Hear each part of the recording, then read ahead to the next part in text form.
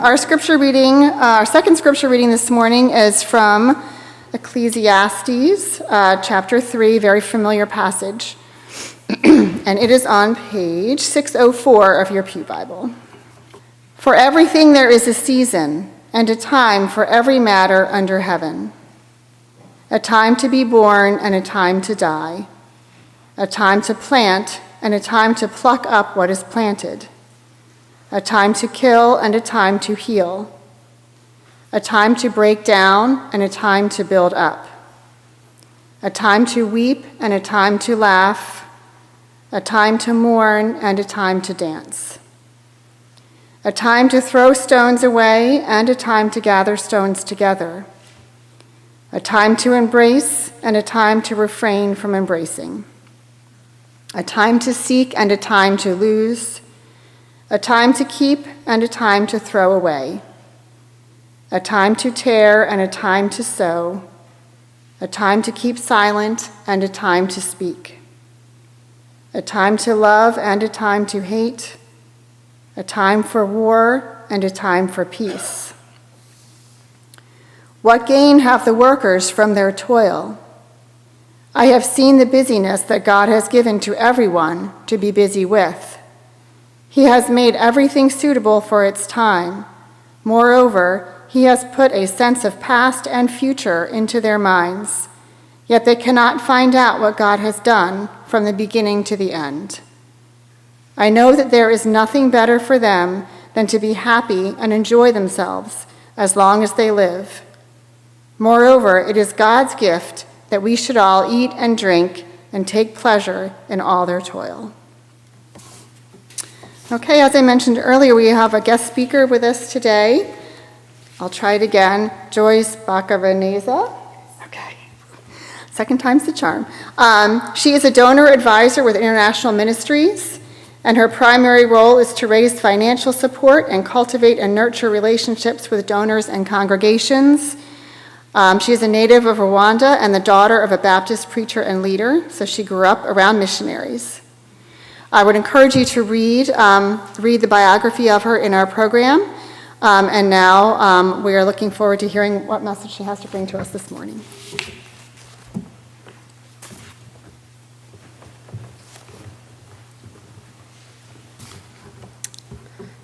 Thank you very much. Good morning, brothers and sisters. It is such an honor, a privilege to be here with you today. Thank you very much for your invitation.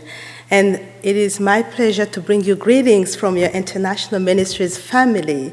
We have over 100 global servants, 250 partners all around the world, and they're doing the work of the missions and the gospel on your behalf and through your support and your prayers.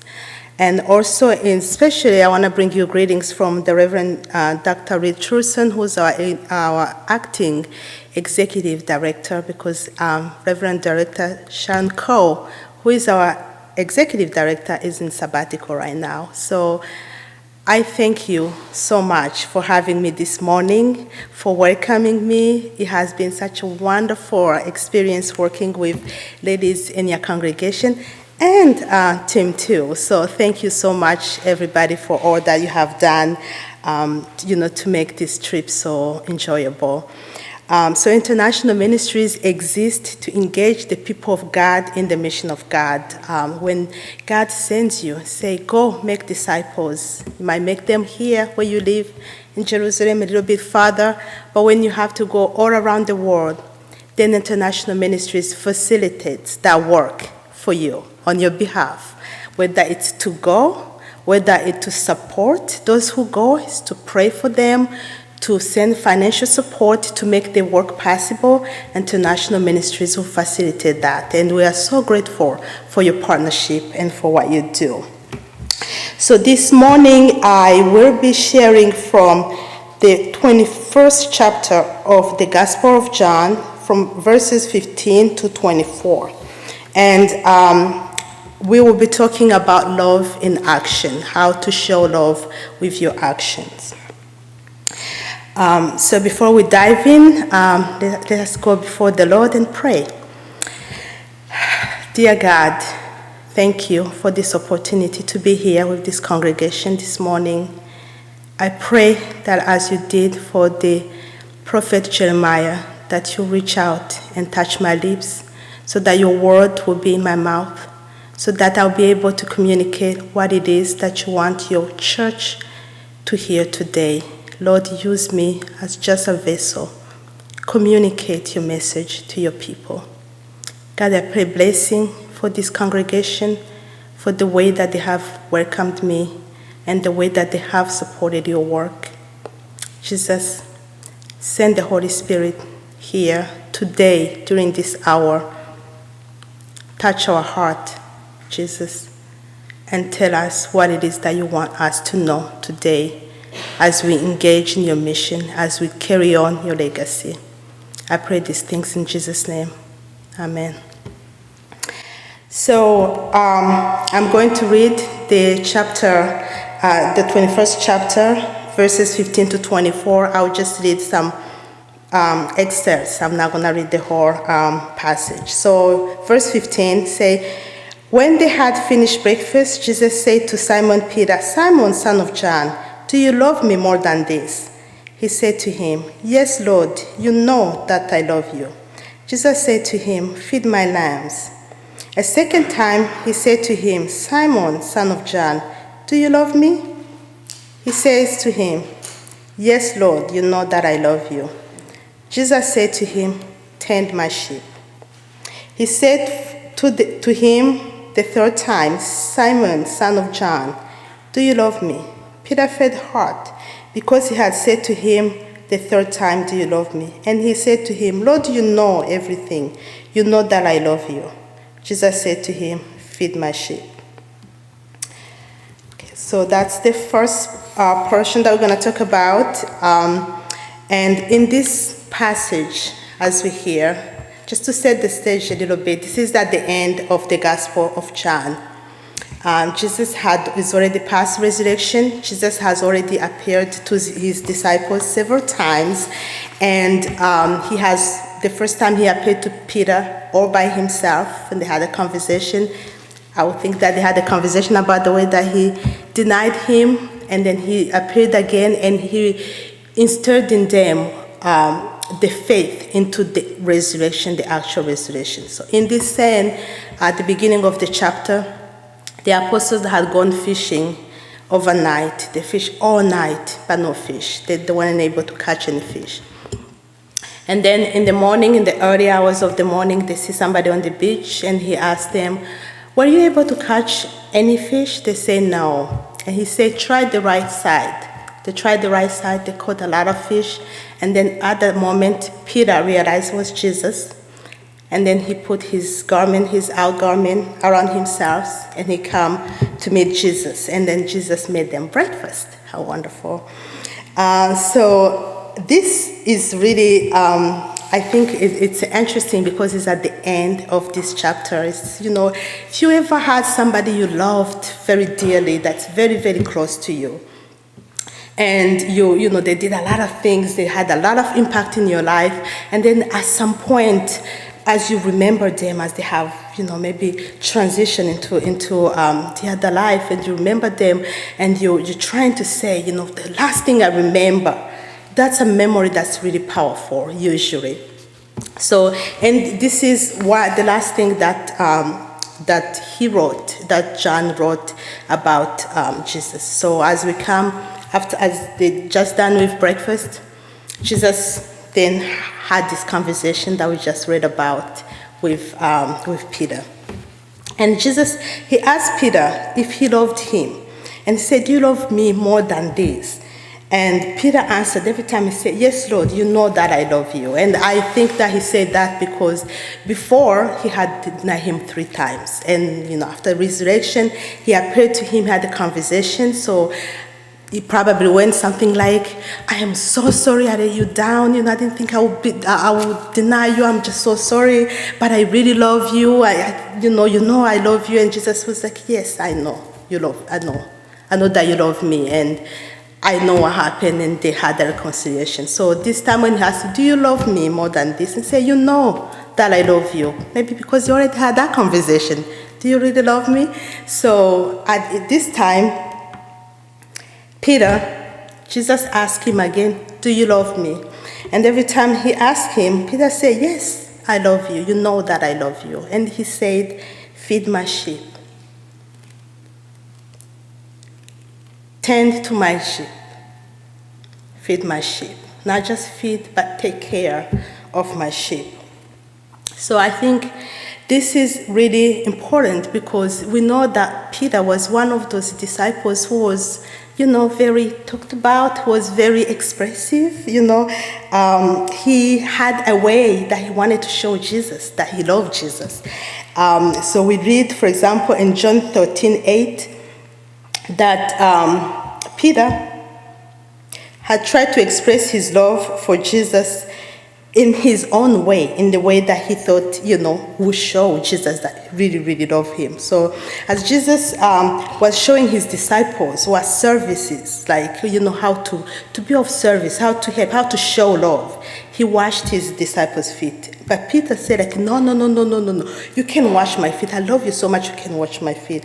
But Jesus corrected him. And then in John 13:37, Peter decided to show his love for Jesus by declaring that he would die by Jesus' side. And Jesus had to correct him and tell him that actually you will deny me 3 times. And then in John 18:10, Peter decided to show his love for Jesus by fighting with a sword on behalf of Jesus. But Jesus, again, he stopped him, because he loved Jesus, but he wanted to show Jesus how he loves him in his own way. But Jesus here is telling him, you love me, this is how you love me. You feed my sheep, you take care of my people. You show your love through service, through doing for those who cannot do for themselves. We all know the sheep, they're not very independent.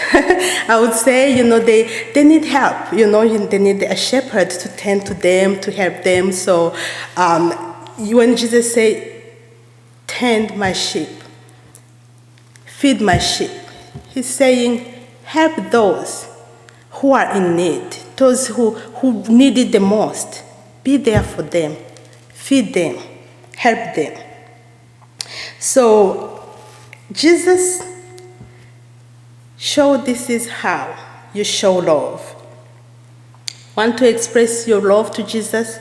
You feed his lambs, you tend his sheep, and you feed his sheep. So I want to ask you, the Baptist Church of the Great Valley, do you love Jesus? Do you love Jesus? And if you do love Jesus, then you tend his lamb and you feed his sheep. And there's many ways you can do it. You're in your community, in your church. Maybe there's people in your congregation who need help. You can start there, in this community. This is a very nice community. So there might not be a lot of needs, but if you go to Philadelphia, you go to other, sorry. So there's a lot of places that you can be of service. You can tend his lamb. You can feed his sheep. And you can also do that by joining International Ministries. Because when you join International Ministries in the World Mission Offering, you do feed Jesus' list of this around the world in communities that are vulnerable, that are in need. And your partnership, your gift to International Ministries through the World Mission Offering, or even if you decide to give by supporting a global servant who's serving around the world, or by supporting a partner, or by supporting a project, then you are doing just that, because you are feeding Jesus' sheep, the list of this.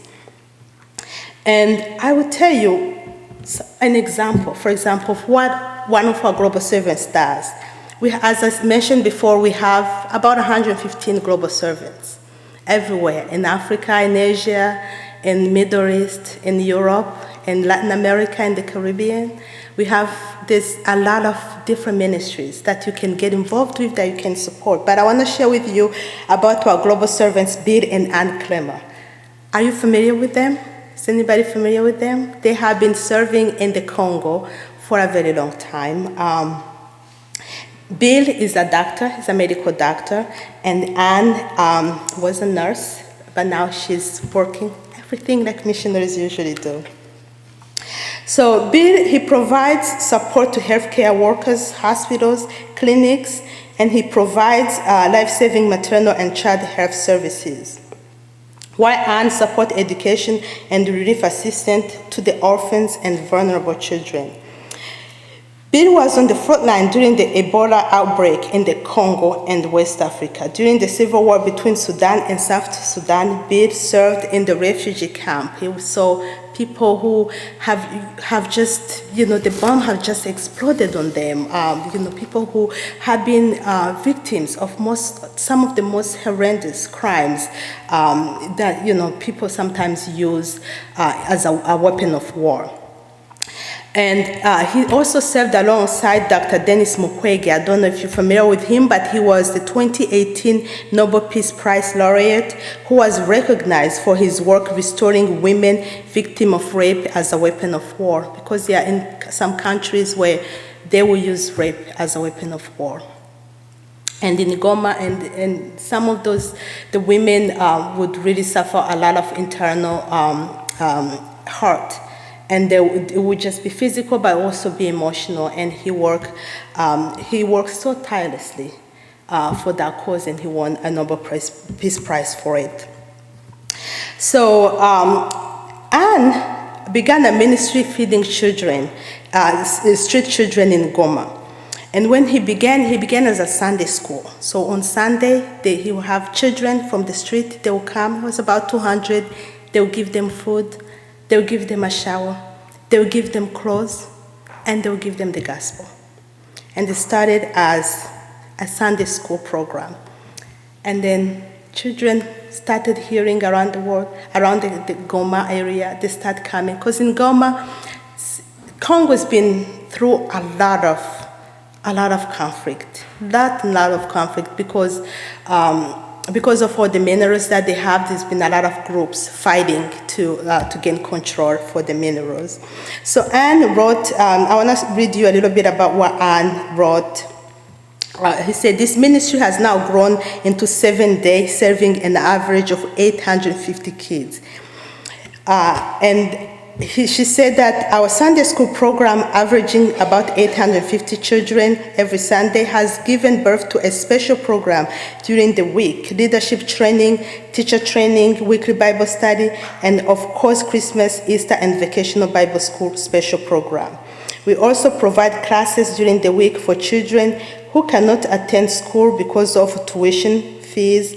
And they also have classes include literacy, English, computer science, with a computer lab, and then art, dance, music, theory, musical instrument, and children's choir.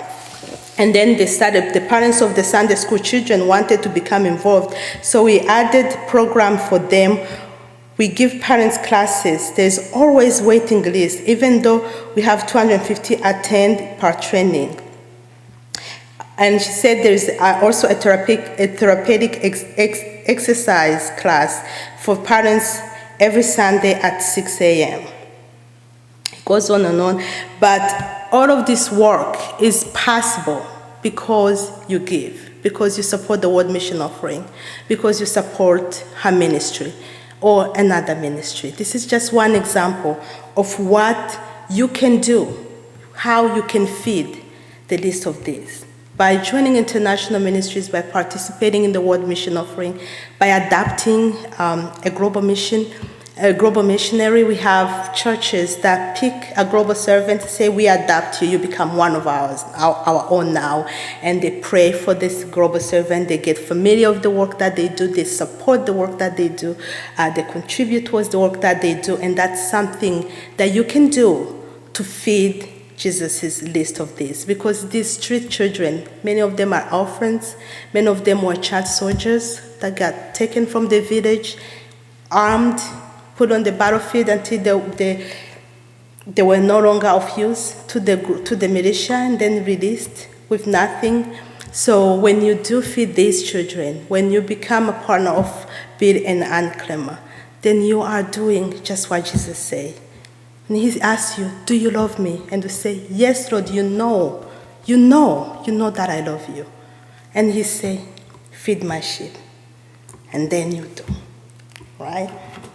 So the other part that I wanted to talk to you, so that was from what we just talked about, was from verse 15 to verse 17. And then in verse 19, after he had told that Peter 3 times, and he had said, you know that I love you. You know everything. You know my heart. You know I love you.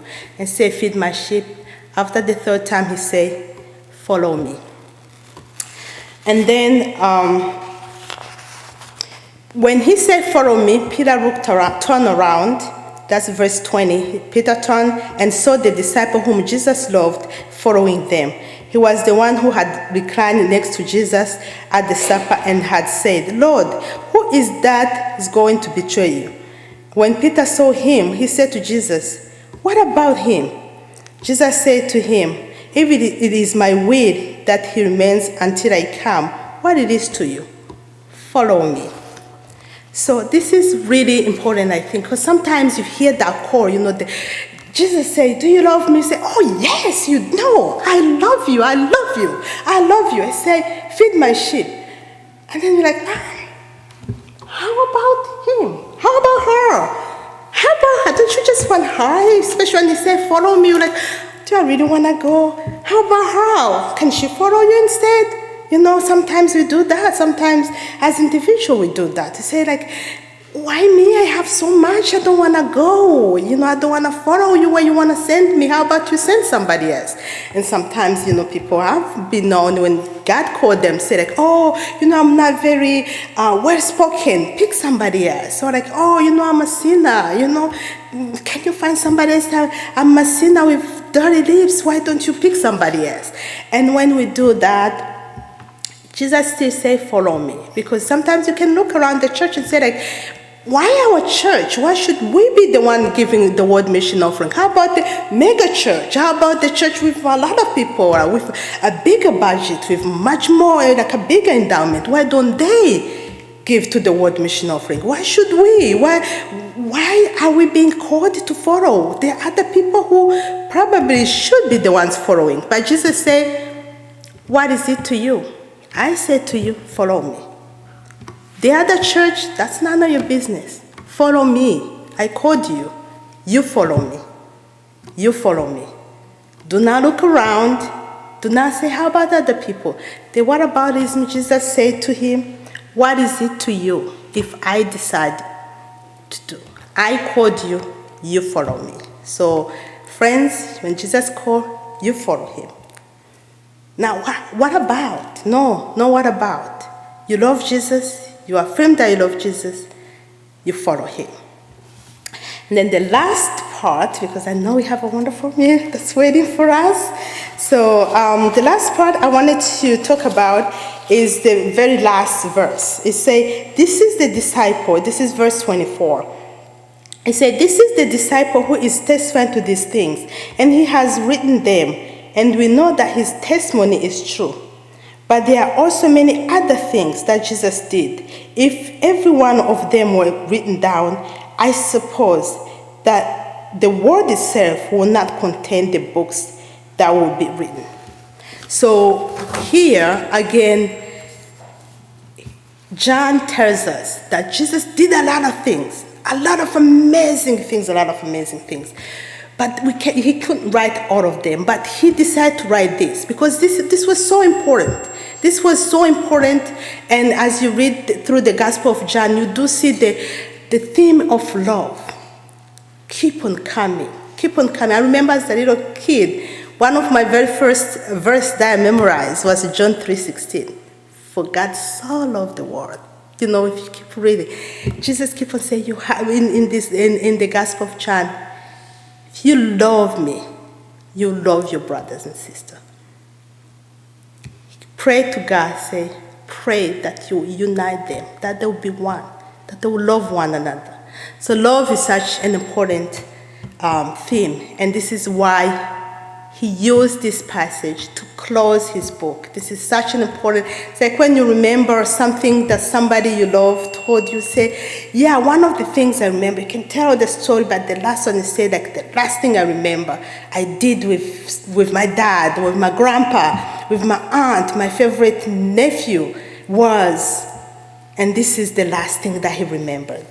And he said that there's a lot of things that Jesus did, and I believe there's a lot of things that Jesus did. There's a lot of things that Jesus did for you. There's a lot of things that Jesus did for me.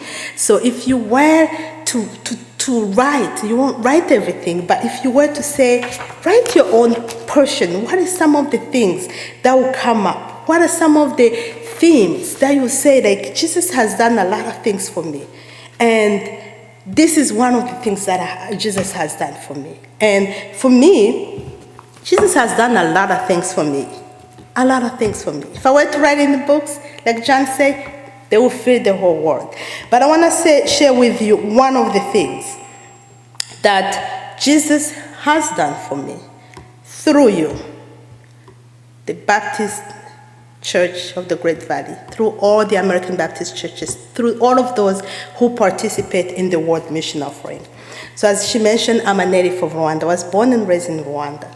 My dad was a pastor, and he was the leader of the Baptist Union in Rwanda. Served alongside missionaries as I was growing up, for all my childhood. I was born when he was a pastor. And so I got to experience the love and the commitment of global servants that you send and support. And one of the things that really touches me when I think about what you do when you support the World Mission Offering is my own story. Because my country went through genocide in the 1990s, 94. And the conflict had actually started in 1990. And there was fighting, so because of that, they started having a lot of extreme language, a lot of extremism, a lot of tribalism. All of these things started coming to the surface. There was a lot of rhetoric, very hateful rhetoric. But my dad had been very, very influenced by Dr. Martin Luther King Jr. and his nonviolence style of resolving conflict. So my dad was a very vocal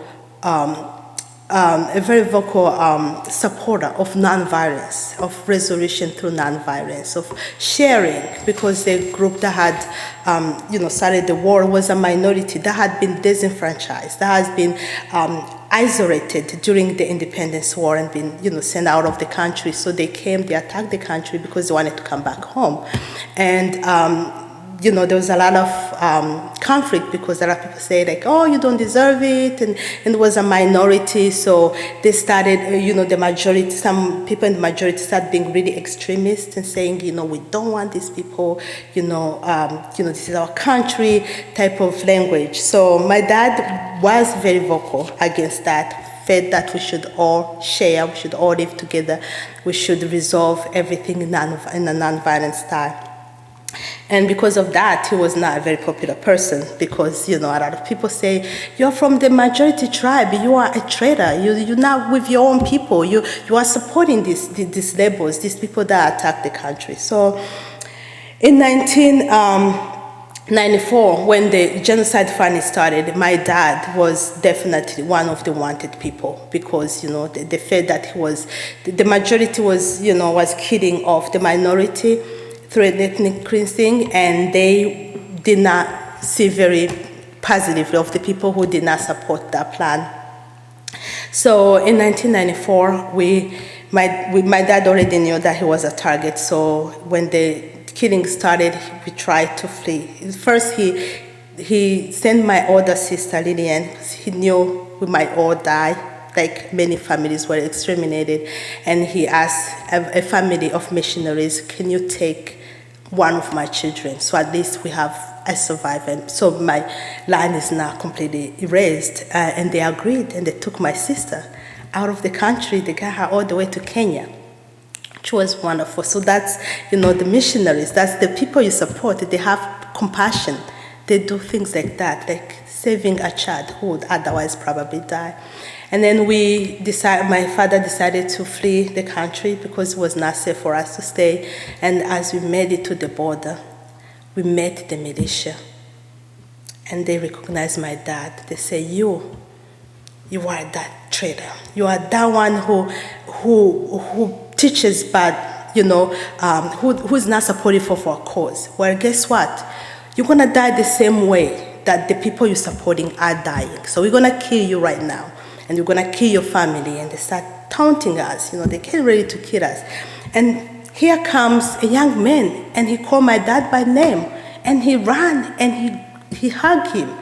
And he said, I have been praying for you. I have been praying for you all this time because I know that I heard your name on the radio saying that you're one of the people that should die. So I've been praying for you. I'm so glad you're here. What can I do? How can I help you? My dad did not recognize this man.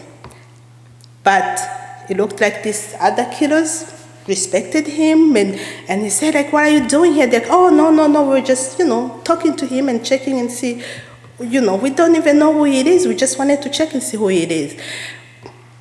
My dad, this man said, like, follow me, I will help you. He's like, I'm trying to get, over on the other side to Burundi, and say, yeah, come, I'll help you. He took us in his office, and then he told us, I remember when you came in the refugee camp and preached, because when you preached, I heard Jesus. I accepted Jesus in my heart as a result of your preaching. And the work that you did in the refugee camp, you provided food, you provided medicine, you provide counseling, not just the food for the body, but for your mind, for your soul. And that has saved my life because I used to be an angry young man. I used to feel like I want to kill, the people that sent us out of the country. Now, this young man, in 1992, his country, Burundi, had gone through civil war. So when they went through civil war, he had become a refugee in my country. And because you give, because you support the World Mission Offering, International Ministries was able to send relief to Rwanda. And he sent it to my dad because he was the leader of the Baptist Union, who was a partner of International Ministries. And when you did that, when you gave to the World Mission Offering, and this money made it to Valley Forge and made it to Rwanda, my dad was able to take it, go to the refugee camp, do this work. And God used this money that you gave. He blessed it, multiplied it more than just buying food. This young man, and so did many others, gave their lives to Christ. And as a result, he saved our lives. It's almost like the story of Joseph, isn't it? So I want to say, this is one of the things the Baptist Church of Great Valley can say. We feed Jesus' feet. We met a girl who is alive because we gave to the World Mission Offering.